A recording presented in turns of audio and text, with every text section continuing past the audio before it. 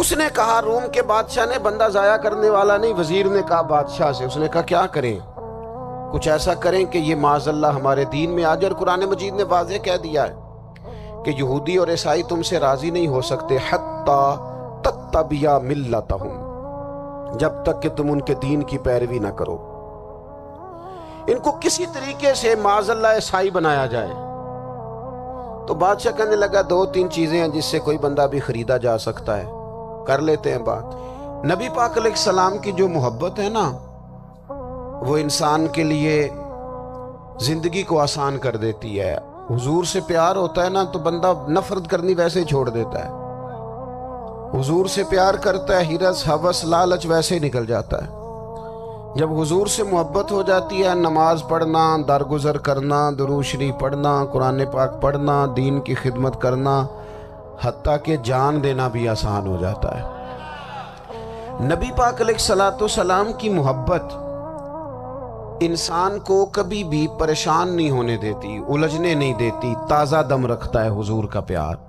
شرط یہ ہے کہ محبت صحیح ہو، اصلی ہو، باطن میں ہو۔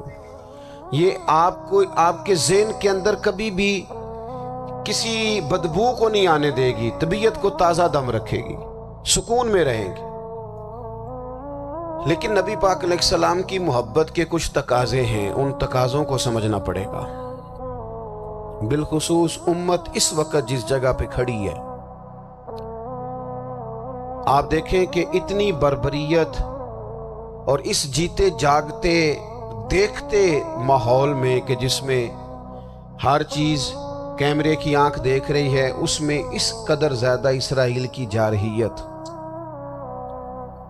اس کے جواب میں دو تین تازیانے ہیں وہ سمجھنے والے۔ ایک ہے کہ میں کوئی جذباتی بات کروں گا، آپ اس کی تائید کر دیں گے۔ ایک ہے کہ پہلوؤں پر غور کرنے کا وقت ہے کہ اتنے کٹھن ماحول میں بھی اگر مسلم امہ کے لیڈر بیدار نہیں ہو رہے تو آپ کو پس منظر سمجھنا پڑے گا کہ ہم نے نبی پاک کی محبت کے تقاضوں کو نہیں سمجھا۔ حضور سے محبت ہے نا تو پھر نبی پاک کو تو سادہ طرز زندگی پسند ہے، حضور کو تو پسند نہیں ہے۔ اللہ کے محبوب نے تو دعا مانگ کے فقیری لی اللہ تعالیٰ سے۔ آپ کو پتہ ہے جب بندہ بہت زیادہ آسانیوں میں چلا جاتا ہے، بہت زیادہ اس کے پاس سہولیات ہو جاتی ہے، اس کا مرنے کو دل نہیں کرتا۔ خود نبی پاک علیہ السلام نے فرمایا قیامت کے قریب کافر تم پر جھپٹیں گے جس طرح بھوکے لوگ کھانے پر جھپٹتے ہیں۔ حضور کیوں، ہم تھوڑے ہوں گے؟ فرمایا نہیں، تمہیں دنیا سے محبت ہو جائے گی اور موت تمہیں بری لگے گی۔ اتنے بڑے بڑے بنگلے، عالی شان محلات، کس کا چھوڑ کے مرنے کو جی چاہتا ہے معاذ اللہ۔ نبی پاک کی محبت کا تقاضا سمجھو، ایسا نہیں کہ وہاں دولت آئی نہیں۔ حضور تو فرماتے ہیں کہ اللہ نے خزانوں کی کنجیاں میرے ہاتھ میں رکھ دی ہیں، لیکن میں نے عرض کیا مالک ایک وقت روٹی دینا اور ایک وقت کا فاقہ دینا۔ کنجیاں خزانوں کی اللہ نے دی۔ جب تک آپ اپنا طرز زندگی، یہ جو بہت دنیا کا پیار ہے نا، بہت زیادہ مرنے کی ہرس، یہ بہت زیادہ جینے کی ہرس تو اللہ تعالیٰ نے قرآن پاک میں یہودیوں کا طریقہ بیان کیا کہ وہ کبھی مرنے کی تمنا نہیں کریں گے کیونکہ جینے کی ہرس رکھتے ہیں۔ نبی پاک علیہ السلام کے غلاموں، طرز زندگی جب تک سادہ نہیں ہوتا اور جب تک یہ دنیا کے جھمیلوں سے کسی کو دولت دے کر پیچھے کر دیا جاتا ہے، کسی کو عہدہ دے کر چپ کرا دیا جاتا ہے، کسی کو اقتدار دے کر چپ کرا دیا جاتا ہے، رسول اللہ صلی اللہ علیہ وسلم کے سچے غلام ان ایک بات کی سمجھ آ گئی تھی کہ ہمیں ہمارے رب نے کہا ہے قل ان کنتم تحبون اللہ فاتبعونی یحببکم اللہ۔ اے محبوب آپ ان سے فرما دیں اگر رب سے محبت کرنا چاہتے ہیں تو آپ کی پیروی کریں، اللہ خود ان سے محبت فرمائے گا۔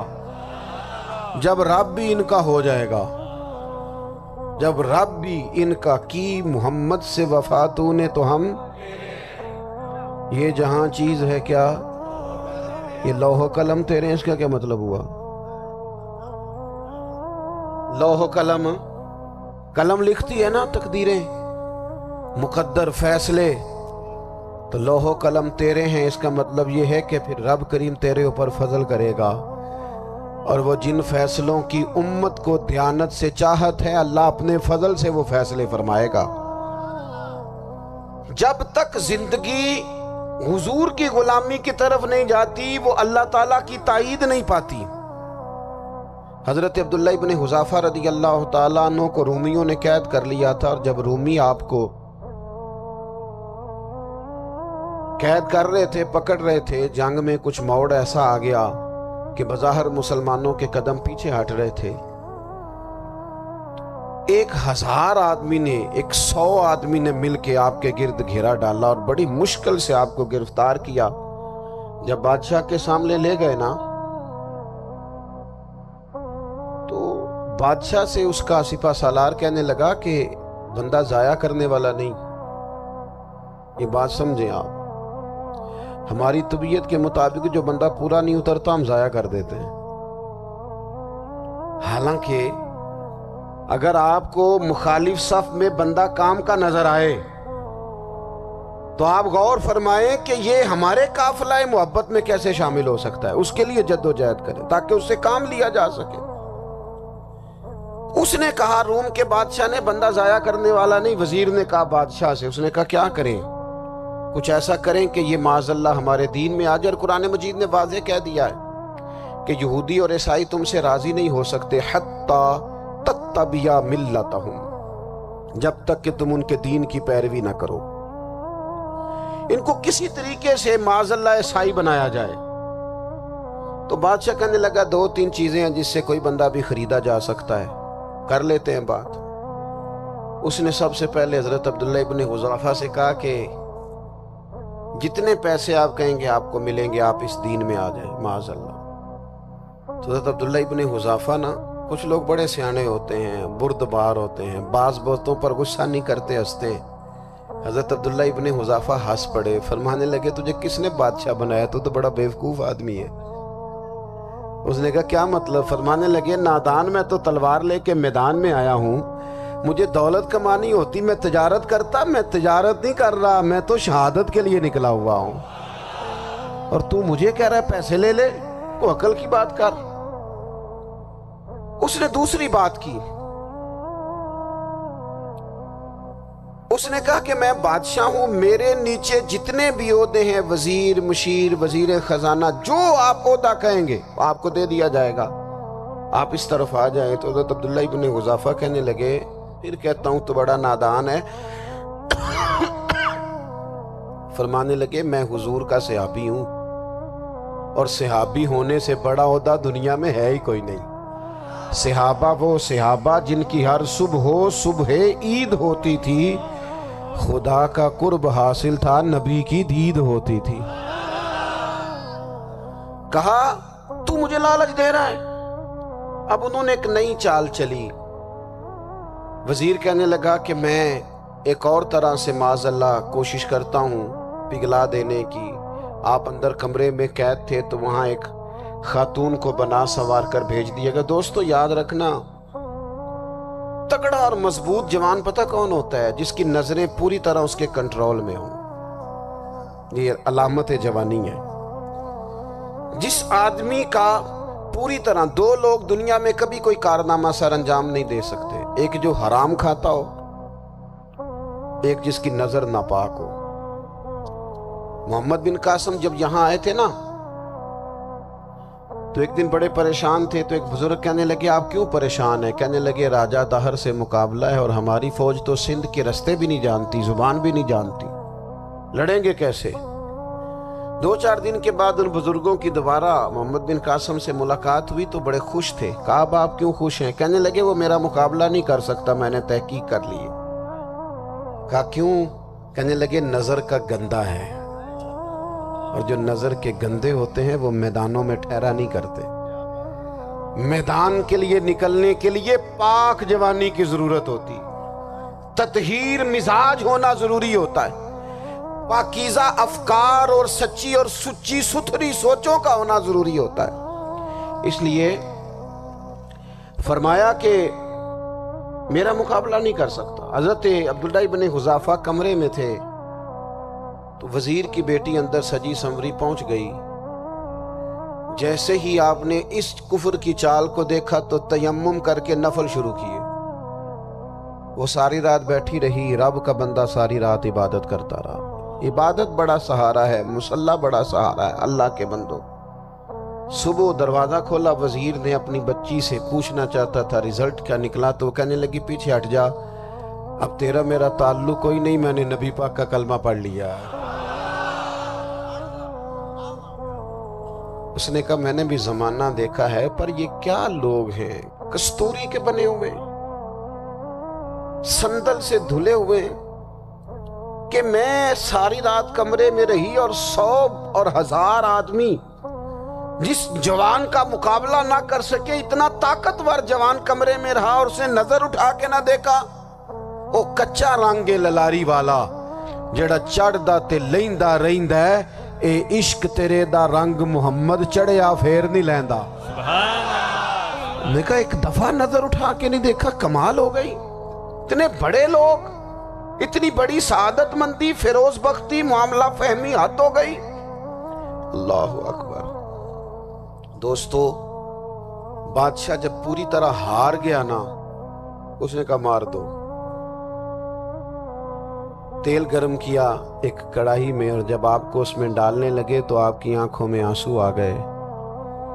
بادشاہ کا خیال ہوا شاید نرم ہو گئے ہیں. کہنے لگا روئے کیوں؟ فرمانے لگے سوچتا ہوں جان ہی ایک ہے، کتنا مزہ ہے اس کی راہ میں جان دینے کا، کتنی لذت ہے اس کے نام پر مرنے میں، کتنا لطف ہے. جے تو چڑھیا اتے دار بھی نہیں، تے جے تو وکیا عشق بازار بھی نہیں، تے ایڈا سستا سودا پیار بھی نہیں، تے ایڈا سستا لبدا یار بھی نہیں. کئی جنگل گانے پیندے نی، کئی دوزخ لنگنے پیندے نی، جے وہ اس ملوں بھی مل جاوے، ایدوں سستا ہور بپار بھی نہیں. تے کچھ سمجھ نہ آوے لوکانوں وہ کادے نال شہید کرے، ڈٹھی یار دے ہاتھ تلوار بھی نہیں، پر او دا خالی جاندہ وار بھی نہیں. کہنے لگے ایک جان ہے نا، تو دل کرتا ہے ہزاروں ہوتی تو ایک ایک کر کے محبوب کے نام پہ قربان کرتا. جب میرے پاس ہے ہی ایک، کروں کیا؟ حضرت عبداللہ ابن حذافہ رضی اللہ تعالیٰ عنہ جب روئے اور بادشاہ نے یہ بات سنی تو بادشاہ اٹھ کے کھڑا ہو گیا. سارے وزیروں مشیروں کو کہنے لگا تم نے کہا تھا نا بندہ ضائع کرنے والا نہیں، یہ بھی ضائع کرنے والا نہیں. کہنے لگا میرا ماتھا چومو، تم جیسے لوگوں کو قتل نہیں کرنا چاہیے، آزاد کرنا چاہیے. عزیز، اپنی زندگی سے نا یہ بہت زیادہ ہرس، ہوس، طمع، اور یہ کسی بات کی بھی ہو، ہرس صرف پیسوں کی نہیں ہوتی ہے، شہرت کی بھی ہوتی ہے. یہ بیماری انسان کو اقتدار کی بھی ہوتی ہے، تعریف کی بھی بیماری ہوتی ہے. یہ سارے نقص ہوتے ہیں لوگوں کو، اور معاذ اللہ بعض جبوں کبوں کے اندر بھی ہوتے ہیں، وہاں بھی پنپتے. اپنی زندگی جب تک اس سادگی میں نہیں لاؤ گے جو رسول پاک نے عطا فرمائی ہے. جب لوگ آسانیوں میں پوری طرح الجھ گئے تو پھر وہ دور ہوئے اور کفر چڑھ گیا. دوسری بات، اللہ کے محبوب صلی اللہ تعالی علیہ وسلم کی محبت ہم سے تقاضا کرتی ہے کہ ہم اس مشن کے لیے کام کریں جس مشن کے لیے رسول پاک نے کام فرمایا ہے.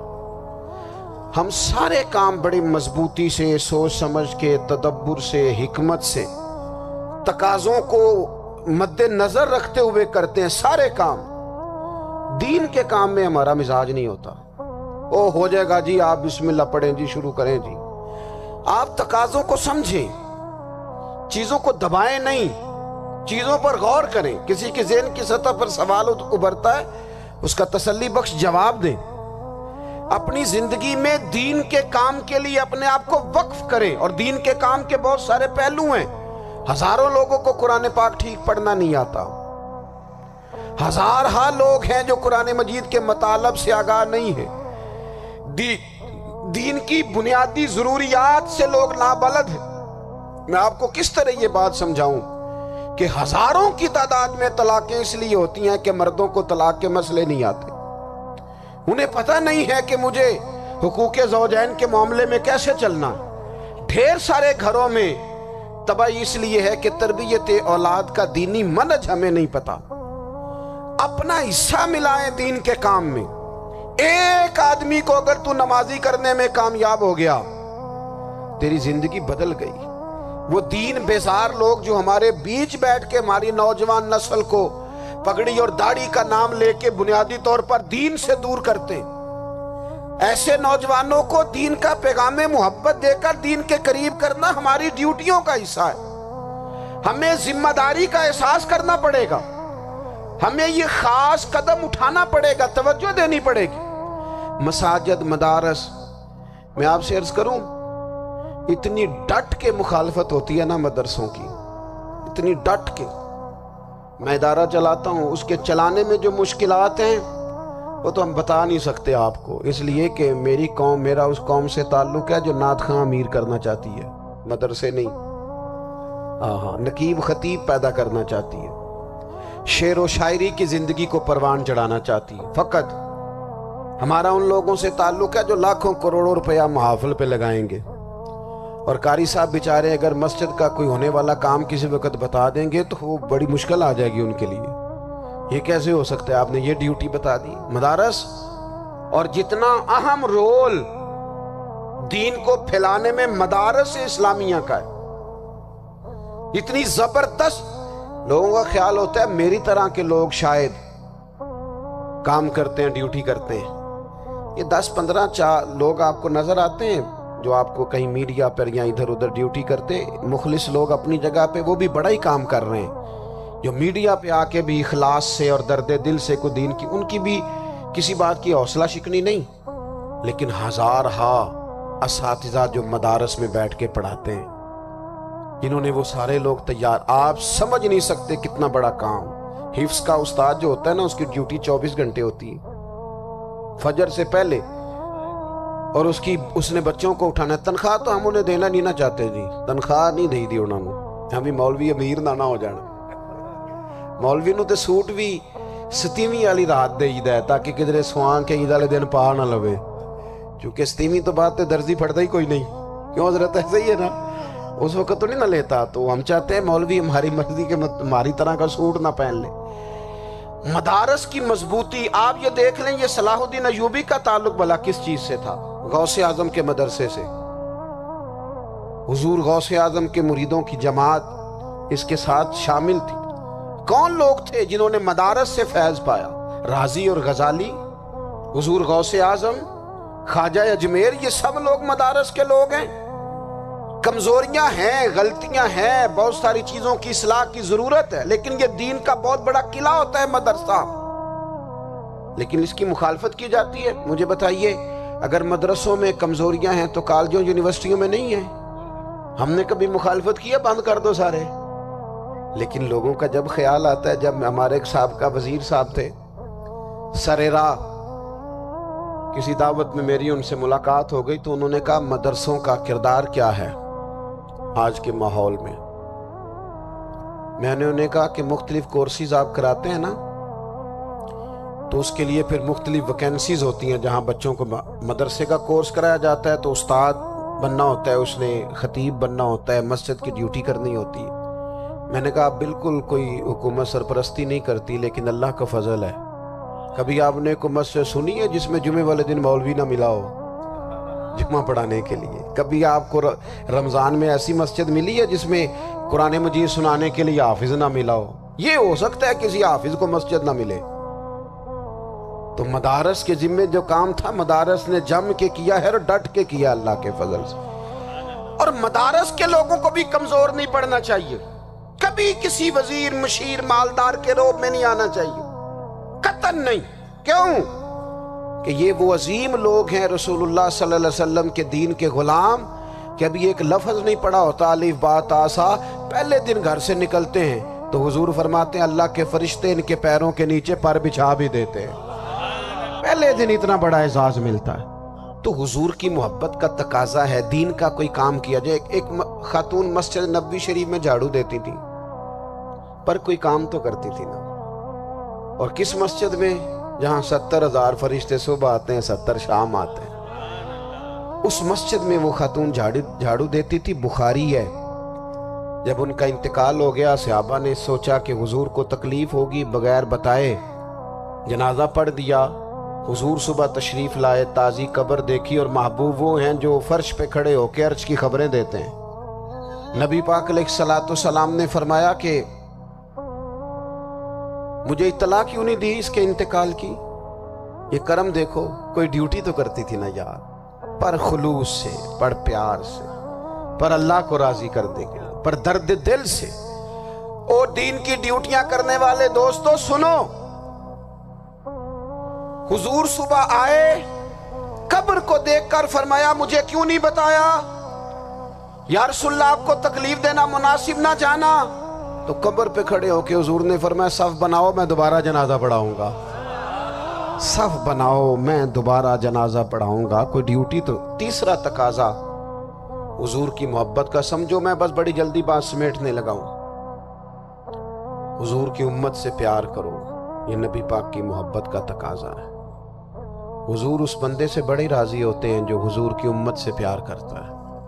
آپ کو پتہ ہے حضرت جبریل امین علیہ السلام نے معراج کی رات حضور علیہ السلام سے عرض کی تھی کہ اللہ کی بارگاہ میں عرض کیجئے گا میری بھی ڈیوٹی لگ جائے آپ کی امت کے ساتھ محبت کرنے پر۔ تو یہ کیوں کہا تھا انہوں نے؟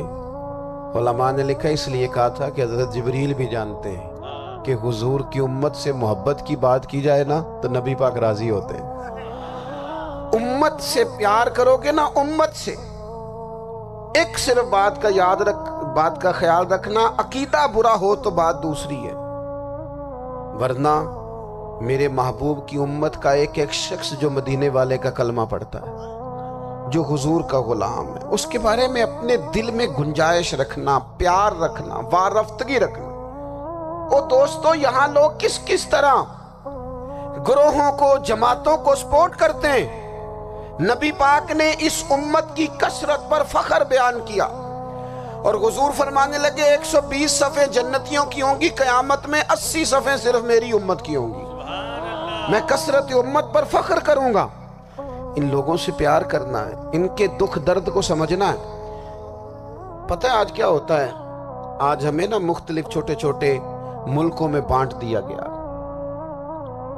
تو ہم کسی دوسرے مسلمان بھائی کا درد نہیں محسوس کرتے، ہم گھروں میں نہیں محسوس کرتے۔ پڑوسی پر ظلم ہو رہا ہو تو ہم کہنے پتر ساڈا نہیں مسئلہ، یہ مسئلہ ہے، تینوں کی لگے۔ حالانکہ پڑوسی کی آگ اس لیے بھی کسی وقت بجھا دینی چاہیے کہ پڑوسی کی نہ بجھائی جائے تو اپنا گھر بھی زاد میں آ جاتا۔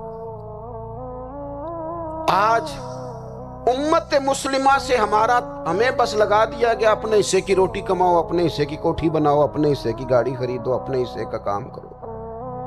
امت کا درد، امت کی بات، وحدت امت کا تصور، امت کا دوبارہ سے وہ شان ارسل رسولہ بالہدی ودین الحق لیظہرہ علی الدین کلہ، وہ تصور کب ہوگا؟ اس وقت ہوگا جب ہم بات امت کی کریں گے۔ نبی پاک علیہ السلام نے فرمایا مسلمان کی مثال ایک جسم کی طرح ہے، جسم کے ایک حصے کو تکلیف ہو تو سارا آزمائش میں آ جاتا ہے۔ مجھے بتاؤ یہ انگلی درد کرتی ہو، یہ انگلی جسم کا حصہ ہے نا، تو میرا خیال ہے دماغ یہ کہہ دے گا کہ انگلی کی درد ہے نا مینوں کی لگے، دل کہہ دے گا کوئی نہیں ٹینشن لینے، انگلی کا مسئلہ ہے نا۔ ایسا نہیں ہوتا، بلکہ جب انگلی میں درد ہوتی ہے تو دماغ منصوبہ بندی کرتا ہے کہ اس کا علاج کیسے ہو سکتا ہے، دل پریشان ہوتا ہے، پیر چل کے جاتے، ہاتھ وہ دوائی وصول کرتے، دانت اسے چبا کر، حلق اسے نگل کر، معدہ اسے ذخیرہ کر کے جسم میں پھیلاتا ہے، پھر جا کے انگلی شفا پذیر ہوتی ہے۔ ایک حصے کو درد ہو تو سارا حصہ کام پہ لگ جاتا ہے۔ اسرائیل اگر تکلیف دے رہا ہے فلسطینیوں کو تو ہونا چاہیے تھا نا بعض مسلمان حکمرانوں کو نیند نہ آتی، وہ درد دل محسوس کرتے، ہونا چاہیے تھا نا کہ بعض لوگ یہاں ہم کیا کرتے ہیں بھلا بیٹھ کے، اب تو مجھے بعض چیزوں سے کوفت بھی ہونے لگا، ہم دیتے ہیں بیان، مذمت۔ آپ کے بیان دینے سے کیا ہوگا؟ فلانے نے بھی بیان دے دیا، فلانے نے بھی کلپ دے دیا، یہ کیا کر رہے ہیں؟ یہ تو آپ زندہ رہنا چاہتے ہیں. وہ جس طرح آج کل ہمارے ہاں بہت ساری چونکہ جماعتیں ہیں تو کشمیر ڈے آتا ہے نا تو مل کے ریلی نہیں نکالی جا سکتی, سوال نہیں پیدا ہوتا, کیونکہ ہمیں جماعتوں کو زندہ رکھنا ہے. اس جماعت کی خبر الگ لگنی چاہیے, اس جماعت کی خبر الگ. تو ایسے کوئی انقلاب آئے گا؟ یاد رکھنا امت کو پوری کو ایک طاقتور آواز بننا پڑے گا. ہمیں تھوڑا تھوڑا اوپر اٹھ کے سوچنا پڑے گا. خدا را اللہ تعالیٰ مجھے معاف کرے اگر کوئی بات میں سطحی کر رہا ہوں, دل کی گہرائی سے عرض کرتا ہوں اب تو بڑا سخت وقت آ گیا. اب چونکہ اب تو کیمرے کی آنکھ آئی ہے تو وہ زخمی بچے دیکھے نہیں جاتے, وہ تڑپتی مائیں دیکھی نہیں جاتی, وہ سسکتی اور آواز دیتی بیٹیاں سنی نہیں جاتی. وہ آوازیں ایسی ہیں جیسے وہ رات کے سناٹوں میں چیخیں بن کے لوگوں کو جگایا کریں گی. خدا را کچھ جرم ایسے ہوتے ہیں جن کی سزائیں بڑی سخت ہوتی ہیں, جن کی معافی بڑی مشکل سے ہوتی. اپنے اندر جذبہ ایمانی پیدا کریں. وہ میرے دوستو بستر پر بھی تو لوگ ماری جایا کرتے ہیں نا. اپنی زندگی رسول اللہ صلی اللہ علیہ وسلم کے دین کے نام کرو. جذبہ جہاد, شوق شہادت اور عشق رسول, یہ عناصر ہیں جو امت مسلمہ کو پیروں پر کھڑا کریں گے. 2 منٹ کے لیے سوچو, امت اگر اسی طرح کٹتی رہی, پریشان رہی, دکھتی رہی اور باری باری کر کے, اقبال نے کیا کہا تھا؟ اس نے کہا تھا وطنوں میں, انہوں نے کہا تھا کہ ان تازہ خداؤں میں بڑا سب سے وطن ہے, جو پیرہن اس کا ہے وہ مذہب کا کفن ہے. تو اقبال ہم کیا کریں؟ کہنے لگے بازو تیرا توحید کی قوت سے قوی ہے, اسلام تیرا دیس ہے, کیونکہ تو مصطفی ہے. تو بحیثیت مسلمان سوچنا شروع کر, بحیثیت مسلمان. اور یوں تو سید بھی ہو, مرزا بھی ہو, افغان بھی ہو, تم سبھی کچھ ہو, بتاؤ کہ مسلمان بھی ہو. تمہارے اندر کہیں سے کوئی مومن بھی بولتا ہے کہ نہیں؟ علاقائی تعصبات اور ملکی سرحدوں میں قید ہو جانے والوں, تم ایک نبی کی امت ہو. کیوں نہیں سمجھتے کہ جب کشمیر کی بیٹی روتی ہے تو مدینے والے محبوب پاک علیہ السلام کی امت کی بیٹی روتی ہے, جب فلسطین کی بیٹی روتی ہے تو امت کی بیٹیاں روتی. خدا را کچھ درد دل اپنی طبیعت میں پیدا کریں. میں حکمرانوں کی بات نہیں کرتا, میں تو عام لوگوں سے ایسے تبصرے سنتا ہوں جو نہیں کرنے چاہیے.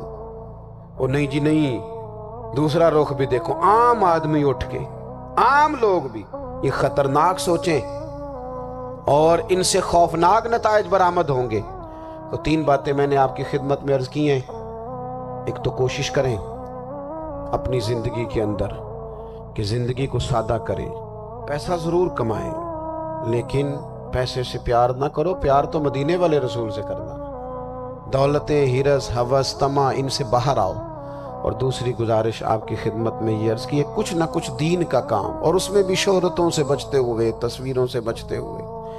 میں ہر محفل میں شاید کہتا ہوں میری فوٹو آ رہی ہے اور لائیو آ رہا ہے اور فلاں ہو رہا ہے, لیکن اس محفل کا خوبصورت انسان وہ ہے جو سب سے پیچھے بیٹھا ہے. وہ کسی فوٹو کے لیے نہیں آیا. اور میں ڈھیر سارے لوگ دیکھ رہا ہوں, یہ جو آگے بیٹھ جاتے ہیں بعض اوقات 5, 7, 10 لوگ, یہ بڑی تصویر سازی کرتے ہیں, لیکن جو پیچھے بیٹھے ہوتے ہیں, جو پیچھے بیٹھے ہوتے ہیں ان کی کوئی فوٹو نہیں آتی. اور میں نے بہت سارے لوگوں کو دیکھا ہے کبھی موبائل کو ہاتھ بھی نہیں لگاتے, لیکن جن کے لیے آئے ہیں انہیں تو پتہ ہے نا کون کون آیا ہے. اور کچھ دین کے لیے کریں. اور تیسری گزارش آپ کی خدمت میں یہ ہے کہ امت بن کر بھی ضرور سوچیں اور امت کے دکھوں کا مداوا بھی کریں اور امت مسلمہ کا درد بھی اپنے سینے میں ضرور محسوس کریں. اللہ تعالی ہماری اس بزم کو. یہ ایک بات اور سن لیں جی, نبی پاک علیہ الصلوۃ والسلام نے ارشاد فرمایا, لائیں جی, حضور سید عالم علیہ الصلوۃ والسلام نے ارشاد فرمایا کہ جب تک بندہ اللہ کے بندوں کی مدد میں رہتا ہے نا, اللہ بھی اس کی مدد کرتا رہتا ہے. یعنی اگر آپ امت کے لیے سوچتے ہیں, کوئی امت کے لیے فکر پیدا کرتے ہیں, کچھ امت کی سوچیں لاتے ہیں, تو اللہ بھی مدد فرمائے گا. اور یہ بات اچھی طرح یاد رکھیں, جب بھی بندہ کوئی ایسا کام کرتا ہے نا جو خالص اللہ کی رضا کے لیے ہو تو رب کی مدد ضرور آتی ہے۔ وَلَقَدْ نَصَرَكُمُ اللَّهُ بِبَدْرٍ وَأَنْتُمْ أَذِلَّةٌ، تو یہ کام کریں گے تو اللہ کی مدد بھی آئے گی۔ اللہ توفیق عطا فرمائے۔ وَمَا عَلَيْنَا إِلَّا الْبَلَاغُ۔ تو حضور نے فرمایا اگر اپنے بچوں کے لیے رزق حلال کمانے نکلا ہے پھر بھی اللہ کے راستے میں ہی ہے، اور اگر اس لیے نکلا ہوا ہے کہ کسی کے سامنے ہاتھ نہ پھیلانا پڑے تو پھر بھی یہ اللہ کے راستے میں ہی ہے۔ اور فرمایا اگر اس لیے نکلا ہے کہ اپنے بہن بھائی بال بچے ماں باپ دوست احباب کے ساتھ خیر کرے گا تو پھر بھی اللہ کے راستے میں، یعنی بظاہر وہ کام جنہیں لوگ دنیا کا کام سمجھتے ہیں اگر اس میں بھی رضا الہی شامل کر لی جائے تو وہ کام دین بن جاتا ہے۔ اور اگر جس کام کو لوگ دینی کام سمجھ کے کریں لیکن اس میں تصنع آ جائے، بناوٹ آ جائے، لوگوں کو ذرا پتہ چل جائے، ذرا میری بھی فوٹو آ جائے، ذرا میرا بھی نام ہو جائے، تو آپ نے دینی کام نہیں کیا یا آپ نے دنیا داری کی۔ تو اپنی زندگی میں اخلاص، میں اکثر دوستوں سے کہتا ہوں کہ میاں بیوی بھوک میں بھی گزارا کر لیتے ہیں، تھوڑی وسائل میں بھی زندگی گزر جاتی ہے، شرط یہ کہ ایک دوسرے کے ساتھ مخلص ہوں۔ لیکن اگر خاتون کو پتہ چلے کہ میرے ساتھ مخلص نہیں ہے اور خامد کو پتہ چلے کہ میرے ساتھ مخلص نہیں ہے تو وہ گھر نہیں چلتا۔ تو اگر اخلاص نہ ہو تو ایک گھر نہیں چلتا تو پورا دین کیسے چلے گا؟ اپنی زندگی میں اپنے مزاجوں میں اخلاص، بہت ساری ہماری پریشانیوں کا سبب ہمارا دکھاوا ہے، اور میں نے دیکھا ہے یہ جو دکھاوا کرنے والے ہیں بیچارے یہ بڑے ڈسٹرب لوگ ہیں، ذہنی طور پر شدید پریشان لوگ ہیں۔ دکھاوا کرنے والے بیچارے بڑی تکلیف میں ہیں کہ دیکھو یار میری فوٹو نہیں آئی، خود بتاتے ہیں اللہ کا شکر ہے جی میں فلانا کام بھی نیکی کا کرتا ہوں، بڑا کرم ہے جی فلاں خیر بھی۔ آپ کو یہ کیوں بتانا پڑا؟ اتنی پریشانی کیوں لگ گئی آپ کو؟ اگر آپ کرتے ہیں تو اللہ تعالیٰ اس کا اجر آپ کو عطا کرے گا۔ خود بخود آپ کو کیوں ایسا کرنا پڑا؟ اخلاص والی زندگی گزاریں، اپنے لہجوں میں اپنے لفظوں میں حسن اور صفائی لائیں۔ دیکھیں نبی پاک صلی اللہ تعالیٰ علیہ وسلم نے فرمایا قیامت کے دن کچھ لوگ بڑی نیکیاں لے کے رب کی بارگاہ میں حاضر ہوں گے، ان کے پاس بڑی نیکیاں ہوں گی، لیکن اللہ فرمائے گا تم نے نیکیاں تو کی تھیں پر کی تھی لوگوں کو دکھانے کے لیے۔ اب اس طرح کرو جن کو دکھانے کے لیے نیکی کی تھی انہی سے جا کے اجر مانگو، میرے لیے کی نہیں، لہذا ان سے اجر مانگو جن کے لیے تم نے نیکی۔ بڑا سخت معاملہ ہے اور بڑا اذیت ناک مسئلہ ہے دکھاوے کا، یعنی کوئی بھی آپ کام کریں، آپ کسی کے شاگرد ہوں تو مخلص ہوں، کسی جگہ ارادت مند ہوں تو مخلص ہوں، کسی جگہ استاد ہوں تو مخلص ہوں، کسی جگہ آپ کی ذمہ داری تعلیم و تربیت کی ہو تو مخلص ہوں۔ اگر اخلاص نہیں ہوگا تو پھر ریاکاری کا سادہ ترجمہ اداکاری ہوتا ہے، پھر اداکاری بندہ کتنی کو کرے گا، تھک جائے گا۔ آپ مخلص ہو کر اپنا کام بھی صحیح کر کے کریں اللہ کی رضا کے لیے۔ یہ رشتہ داروں میں زیادہ لڑائیاں کیوں ہوتی ہیں؟ سارا چکر پروٹوکول کا ہے، مجھے آگے نہیں کیا، میرا نام نہیں لیا۔ اگر اخلاص ہو جائے نا یار میں نے اللہ کی رضا کے لیے صلہ رحمی کرنی، تو پھر تو میرے نبی پاک نے فرمایا جو تم سے توڑے اسے جوڑو، جو تمہیں محروم کرے اسے عطا کرو، پھر تو انداز اور ہو جاتا۔ اخلاص جو ہوتا ہے وہ اصل ہوتا ہے، اخلاص جو ہوتا ہے وہ حسن ہوتا ہے، اور نبی پاک علیہ السلام نے فرمایا مخلص ہو جاؤ، خالص ہو جاؤ اللہ کی رضا کے لیے، تمہارا تھوڑا عمل بھی تمہیں کفایت کر جائے گا، تھوڑا عمل بھی تمہارے لیے زیادہ ہو جائے گا۔ مخلص ہو جاؤ، تھوڑا عمل بھی فائدہ دے گا۔ لیکن اگر اخلاص نہیں تو پھر تو انسانی زندگی انتہائی کٹھن ہو جاتی ہے، وقت گزارنا مشکل ہو جاتا ہے۔ مخلص ہے نا جو بندہ تو وہ سادہ بھی ہے، جو مخلص ہے وہ چھپا ہوا بھی ہے، اور حضور نے فرمایا اسے مبارک ہو جسے تھوڑے لوگ جانتے ہیں، وہ بندہ ویسے ہی انفرادی ہو جاتا ہے۔ اخلاص اپنی زندگی میں، اپنے معاملات میں، اپنی روٹین میں، اس کو میں نے ایسے لوگوں کو دیکھا جو ٹیچر ہیں کسی ادارے میں، خود پتہ چل جاتا ہے انہیں کہ یار یہ بچہ کمزور ہے، غریب ہے، اس کے ماں باپ زیادہ اخراجات قبول نہیں کر سکتے، اٹھا نہیں سکتے، تو میں نے دیکھا ہے کہ وہ استاد سب اپنی جیب سے اس کا خرچہ دے رہے ہوتے ہیں، یہ اخلاص ہے۔ اگر مخلص ہو جائیں، منتظمین، معاونین، تو بہت سارے بچے جو تعلیم سے رہ جاتے ہیں وہ نہ رہیں، وہ پڑھ جائیں۔ ہم اگر مخلص ہو جائیں، اخلاص ہو جائے، تو ہم بہت سارے لوگ ایسے ہوتے ہیں جن کو ساتھ لے کے چل سکتے ہیں، ان کے کاروبار سیٹ کرنے میں مددگار ثابت ہو سکتے ہیں، لیکن ہمارا تو خیال ہوتا ہے کہ کہیں ایسا نہ ہو کہ وہ بھی سیٹ ہو جائے تو میرے برابر نہ آ جائے۔ مخلص اگر ہو جائیں تو زندگی میں بڑے سارے لوگوں کا ہاتھ تھامیں گے، بڑے سارے لوگ ہوں گے جن کو لے کے چلیں گے۔ شرط اللہ کی رضا ہے، اللہ کی رضا شرط ہے۔ اگر اللہ تعالیٰ کی رضا، وہ حضرت سعد بن ابی وقاص رضی اللہ تعالیٰ عنہ کہتے ہیں جب ہم قادسیہ کے علاقوں میں جنگ لڑ رہے تھے نا، تو وہاں ایک شخص بڑا مہنگا مال غنیمت، بعض نے تو لکھا ہے کہ تاج سونے ہیرے لگے ہوئے تھے، بادشاہ کا تاج، وہ بندہ نہ ڈھونڈ کے لایا، مل نہیں رہا تھا، جنگ ہوئی تو ریتلا علاقہ تھا، تاج بادشاہ کے کہیں کھو گیا۔ تو ایک آدمی سادہ سا فوجی وہ تاج لے کے شام کو سپہ سالار کے خیمے میں داخل ہوا، تو ان سے جب پوچھا گیا، وہ تاج انہوں نے پیش کیا، چہرے پہ کپڑا ڈالا ہوا تھا، تو ان سے پوچھا گیا کہ آپ بڑے امیر آدمی ہیں جو آپ نے بڑی دیانتداری سے یہ تاج واپس کر دیا۔ کہنے لگے نہیں، گزر بسر مشکل سے ہے۔ تو کہا پھر آپ نے اتنا مہنگا تاج آیا تھا واپس کیسے کر دیا؟ کہنے لگے میں نے اپنے رب کو راضی کرنا ہے، دیانتداری اللہ کی رضا کے لیے دکھائی۔ اب وہ واپس جانے لگے تو ان کو آواز دے کے پوچھا گیا نام ہی بتاتے جائیں، قبیلہ ہی بتاتے جائیں۔ یہاں تو آپ کو پتہ ہے تصویریں بھی لگتی ہیں، اخبار بھی آتے ہیں، فیس بک بھی چلتی ہے، فلانے کو بھی پتہ چل جاتا ہے، بورڈ بھی لگتے ہیں، پھٹیاں بھی، یہاں تک کہ لوگ مسجد کی ٹائلوں پہ بھی نام لکھوا لیتے ہیں برائے صالح ثواب۔ وہ فرشتوں کو پتہ ہے کس کے لیے کیا ہے، پتہ ہے جس نے اجر دینے اسے، آپ کس حساب سے نام لکھوا رہے ہیں؟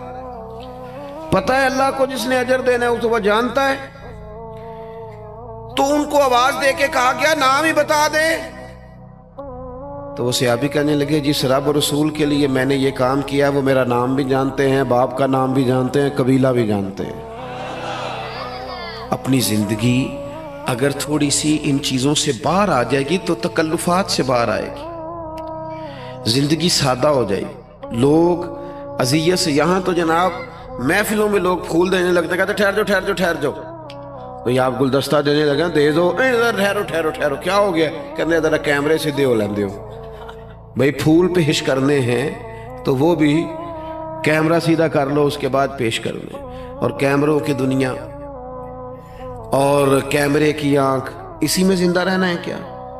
حق زندگی تو باہر ہے، زندگی تو وہ ہے جو حقیقت میں ہے۔ اخلاص اپنی زندگی میں پیدا کریں، اپنے بہن بھائیوں کے ساتھ، اپنے گھر میں، اپنے دوست احباب کے ساتھ، اپنے دین کے ساتھ، اپنے ملک کے ساتھ، اپنی ملت کے ساتھ اخلاص پیدا کریں، مزاج خلوص والا ہو، للہیت والا ہو۔ ہم مسلمان ہیں، ہمیں یہ والا سبق نہیں پڑھایا گیا کہ دنیا میں کھا لو پی لو موج کر لو، یہی ہے سارا کچھ۔ ہمیں تو کہا گیا ہے کہ تم یہاں کوئی خیر کرنے آئے ہو، اخلاص کے ساتھ رب کو راضی کرو، واپس لوٹنا ہے، اس کی بارگاہ کی طرف واپس جانا ہے، جزا سزا کا فیصلہ ہوگا۔ لہذا یہاں کوئی خیر کا کام کرنے آئے ہیں، یہاں طے شدہ بات ہے کہ کوئی پکا رہنے کے لیے نہیں آیا، سب نے لوٹنا، تو اپنے لوٹنے کی تیاری کرے۔ اس کے لیے شرط اخلاص ہے، اس کے لیے شرط مخلص ہونا ہے۔ بڑے سارے غریب لوگ ایسے ہیں جنہوں نے اب اپنے دکھ نہیں وہ بتاتے، انہوں نے چھوڑ دیے۔ بڑے سارے سفید پوش ایسے ہیں جو تکلیف میں آتے ہیں کسی سے بات نہیں کرتے۔ کیوں؟ انٹرویو بڑا لمبا دینا پڑتا ہے، کاغذات ہی بڑے دکھانے پڑتے ہیں، پوچھ ہی بہت گہری ہوتی ہے، تفصیلات ہی بڑی دینی پڑتی ہیں۔ حالانکہ رب نے جب ہمیں دیا تھا تو اتنی تفصیلات نہیں جانی تھی، پوچھی تھی، حکم نہیں دیا تھا، وہ تو خیر جانتا ہے سارا کچھ، لیکن اس نے اتنے سوال جواب جو جس ذریعے سے ہمیں دیے وہ ذریعہ اتنے سوال و جوابوں والا نہیں تھا۔ ہم جب لیتے ہیں تو پھر ماحول اور ہوتا ہے، اور جب دینا پڑتا ہے تو حالانکہ وہ کہتا ہے وَمِمَّا رَزَقْنَاهُمْ يُنْفِقُونَ، اس میں سے خرچ کر جو میں نے تجھے دیا ہے، دیا ہی میں نے، اب اس میں سے دے۔ تو ہمارے ہاں جناب بڑی لمبی، اب تو لوگ بتاتے نہیں، کہتے ہیں چپ کرو، عزت نفس کا مسئلہ ہے۔ اگر بات کریں گے تو بات کھل جائے گی، بات آگے نکل جائے گی، لیکن جو دینے والے تھے، جو عطا کر، حضرت عبداللہ ابن عمر رضی اللہ تعالیٰ عنہ، ان کا نا ایک غلام زیادہ عبادت کرنے لگ گیا، اللہ اللہ زیادہ کرتا تھا، نفل زیادہ پڑھتا، ذکر اذکار زیادہ کرتا، عبادت زیادہ کرتا، تلاوت زیادہ کرتا، درود پاک زیادہ پڑھتا، تو جناب عبداللہ ابن عمر نے اسے آزاد کر دیا۔ فرمایا اللہ کی حضور حاضر ہونا چاہتا ہے، ہم کیوں اسے پابند کریں، اسے آزاد کرتے، اسے آزاد کر دیا۔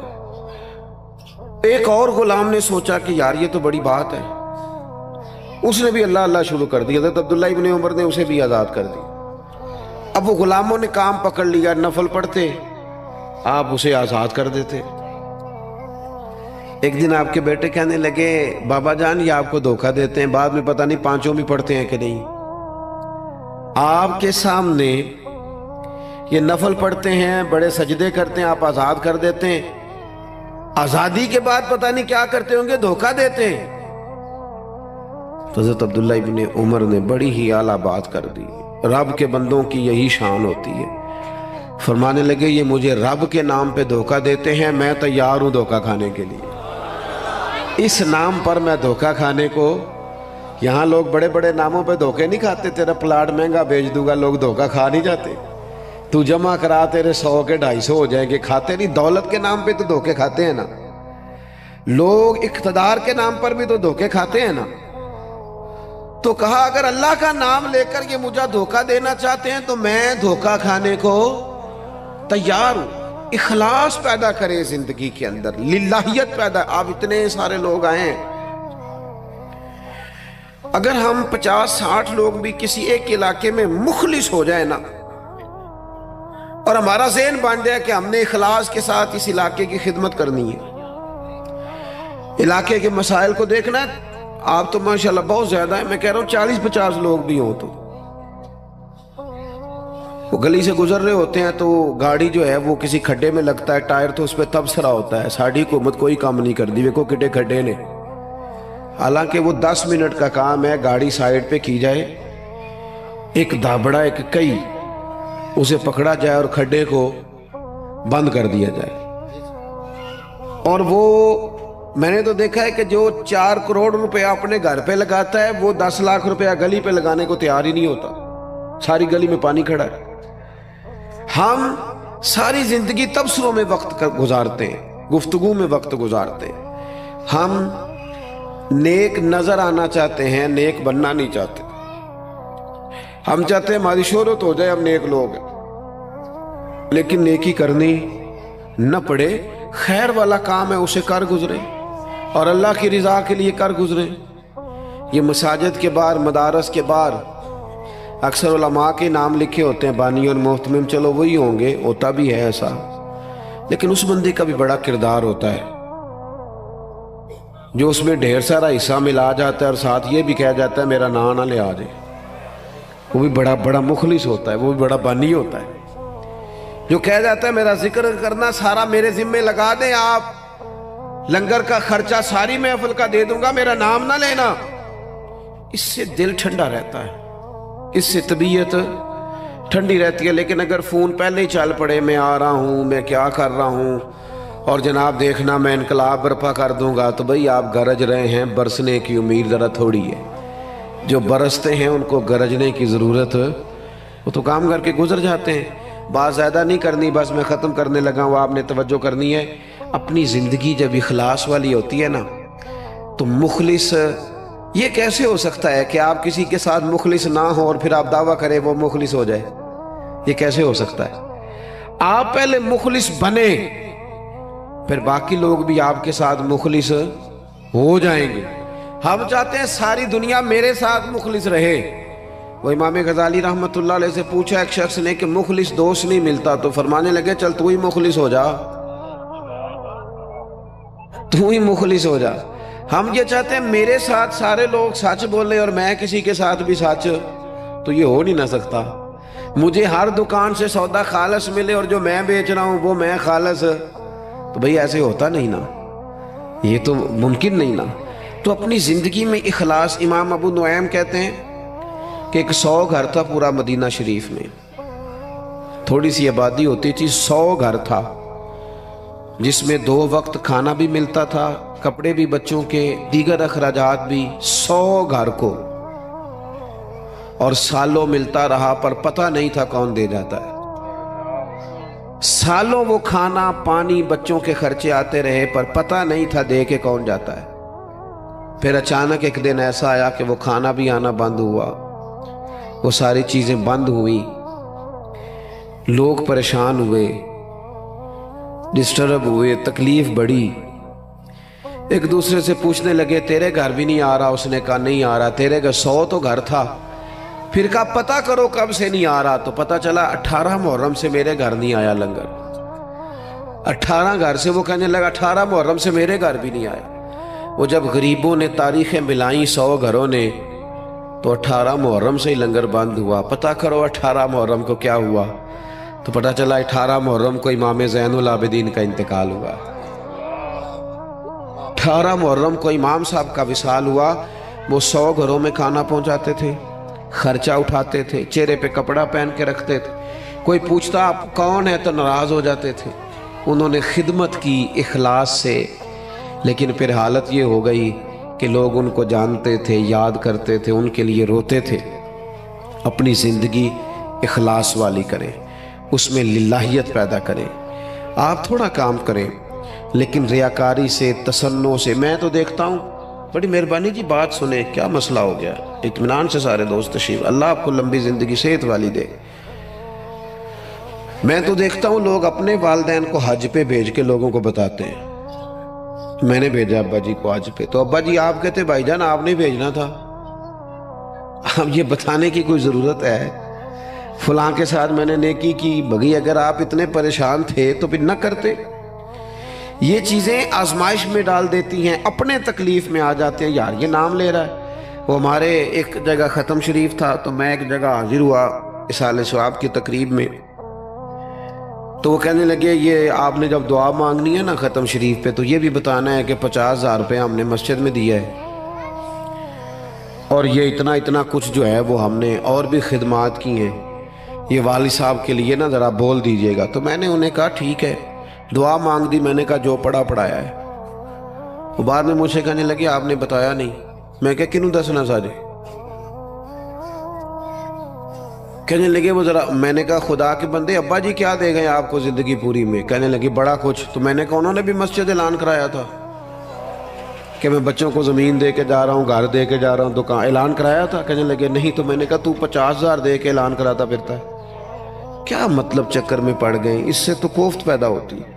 اپنی زندگی اخلاص والی کرنی ہے، اس میں للہیت پیدا کرنی ہے، اور کوشش کریں کہ عمل ضرور کوئی نہ کوئی کریں۔ 3 باتیں میں نے آپ سے کرنی ہیں آخر میں، اور ان پر آپ نے عمل کرنا ہے، کریں گے انشاءاللہ تعالی۔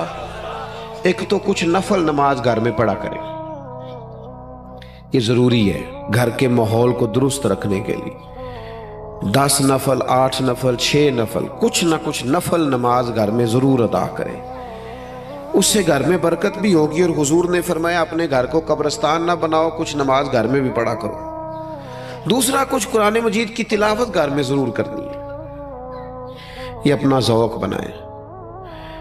بچوں کو بار بار کہنے سے نہ کہ قرآن پڑھو تو وہ کوئی نہیں پڑھتے، آپ کھول لیں انشاءاللہ وہ بھی پڑھیں گے، آپ پڑھیں وہ بھی پڑھیں گے۔ اور تیسری بات یہ کہ گھر میں نا میرے نبی پاک علیہ السلام کا ذکر ضرور کریں، روز حضور کی سیرت کی کوئی بات سنا دیں، کوئی حدیث پاک سنا دیں۔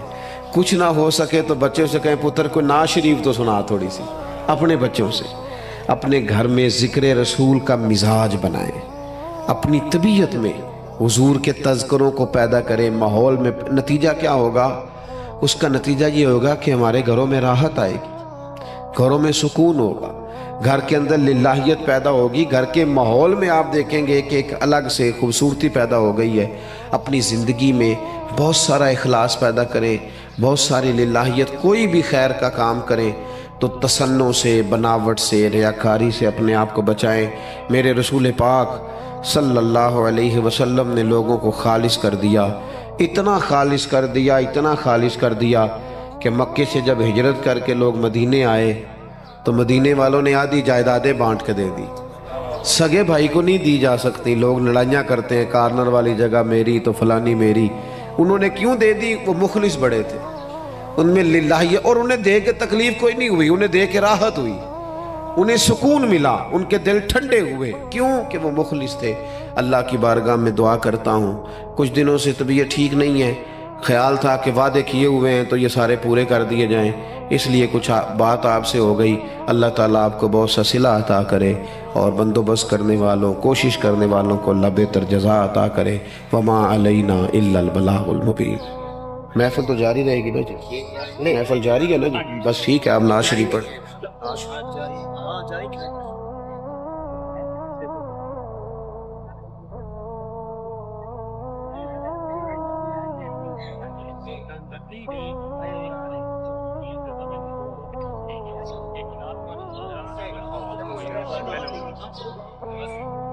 अस्सलातु वस्सलामु अलैका या रसूल अल्लाह। सब अब आपसे गुजारिश है कि हज़रत साहब ने आगे जाना है, तमाम अब आप रुक जाएँ, ज़ियारत आपने कर ली है, अल्लाह आपको जज़ाए खैरत आप फरमाए।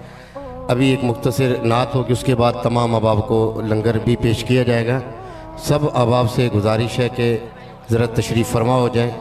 हज़रत साहब ने भी कहा है